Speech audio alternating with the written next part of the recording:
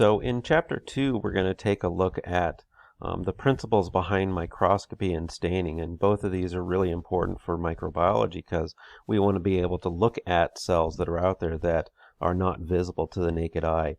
And remember to think about the learning objectives, and this is for the first part of the chapter in that OpenStax textbook, and we're going to look at some of the characteristics of this electromagnetic radiation that we use in microscopy, and also look at a little bit about some of the properties of lenses that are out there and how we can use lenses to manipulate various forms of this radiation to visualize both cells and also parts inside of the cells.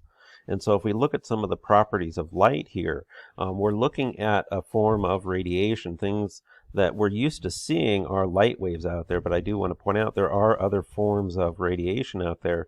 Like you can see X-rays, there's radio waves that are out there. Infrared is what gives us some heat right there.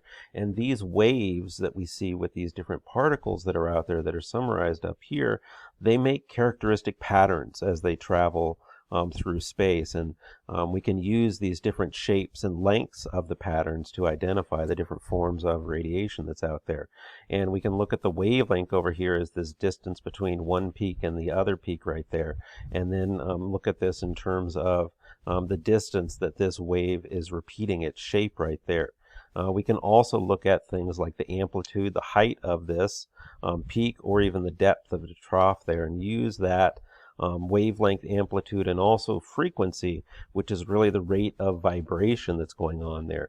And one of the interesting properties that's out there that we can find with radiation is just like you can drop a pebble into a puddle and you see waves coming out of there. If you drop two pebbles in, those waves are going to interfere with each other, and you're going to get some interesting changes in what's going on with the waves in terms of things like the amplitude as they run into each other. And it's really interesting if you do a physics class, because you learn more about how light waves can also interact with each other, just like those waves in the puddle, and we can get these complex patterns as they interfere with each other. So it's really kind of an interesting property that we don't tend to think about light can actually do there. When we look at light, it does interact with solids that are out there. It can pass through something that is transparent so we can see the inside. And when you run into certain kinds of materials, those light waves are not going to be able to pass through. And so you have an opaque metal over here. I think a meteorite from the textbook. And when we look at this, think about a cell that has transparent materials and also opaque metals. Now we're going to be able to start see some of those parts and bring out effectively shadows to be able to visualize different cells and also different parts to those cells. And when we look at microscopy, there's some important concepts, and I'll talk about each one of these individually out there. But this first one that's listed here is something that we see all the time, but we don't really think about it until we get into something like a pool, and that's something that's known as refraction. And if we look at this figure right here, you can see from the textbook that we have some white light that is going into this transparent material. And when the light goes from one medium to another medium, they have different refractive indexes. And if it's passing through air, you have one index, and when it hits this material right here with a different refractive index, it actually causes the light waves to change direction right there.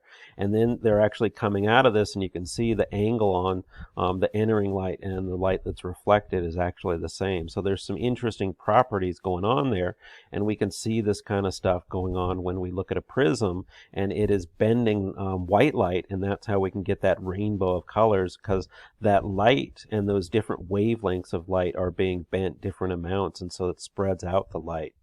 And oftentimes we'll see this weird kind of thing where you're looking at a straight pole right here, but it looks like it's actually bent off to the side. And that's because our light waves are coming in here and they're hitting the surface of this liquid right here, and that's causing the light to actually bend or refract as it moves from one medium to another. And so it's a really interesting property that we can see this refraction. And again, think about cells. Some of those pieces of the cells can actually cause a bending or a refraction of the light, and that might allow us to visualize them a little bit better. Also, when we look at lenses that are out there, they are going to refract the light that is out there. And when it bends the light, we can actually use this to make a virtual image of the specimen that is out there. And when we are looking at these in a microscope, we're going to be looking through an objective lens right there. And the larger that objective that is being used, the more light that is going to be collected that is out there. And so we'll be able to get more detail to see the little bits and pieces of that. So when we look at this idea, what's going on in your microscope is we're actually taking advantage of a lens that is basically a stack of those pyramids. And so we're bending this light over and over and over again. And we're going to be able to use that microscope to focus in on that light that's being bent, because that will allow us to actually see bigger and bigger images as the light is being refracted. The third important property that we look at with microscopy is something known as contrast. And this contrast is due to an object both absorbing and refracting light that's out there.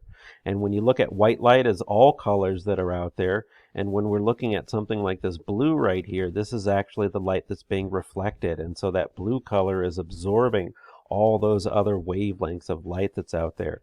And when we look at contrast, this is really the ability to distinguish an object against the background. And so we can see these blue squares against a white background right there. Over here, you can see the opposite kind of thing. We can bring out the contrast of a shape right here if we have a differing background right there. So here we have light objects against a dark background. And so when we think about this kind of thing, think about clear glass versus stained glass right there.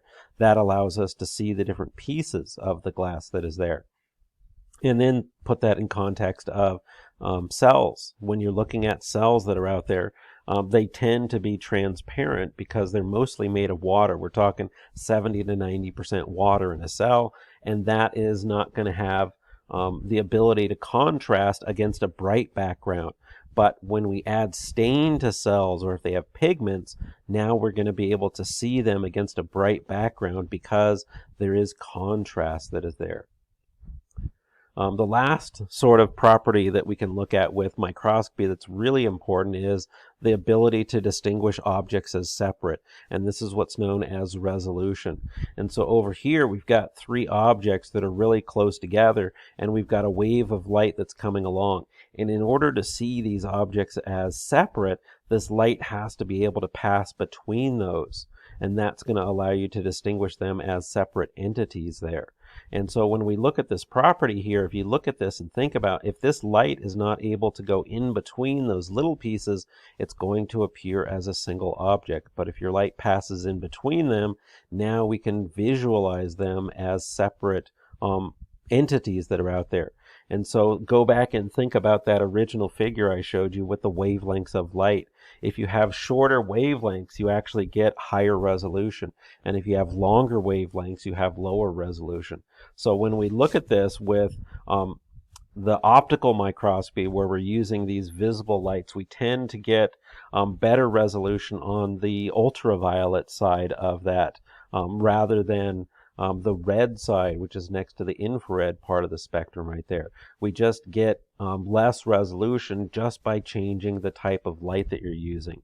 And we can see that when you look at this photomicrograph of something right here. And you can really see why it's important to be able to resolve these objects, both the cells and within the cells, because we want to be able to resolve the structures. And this low resolution one over here is really fuzzy. And if you just change the wavelength of light that you're shining on your specimen, you could actually use that to increase the resolution that we can see over here, where all these little parts of this specimen are able to be visualized there.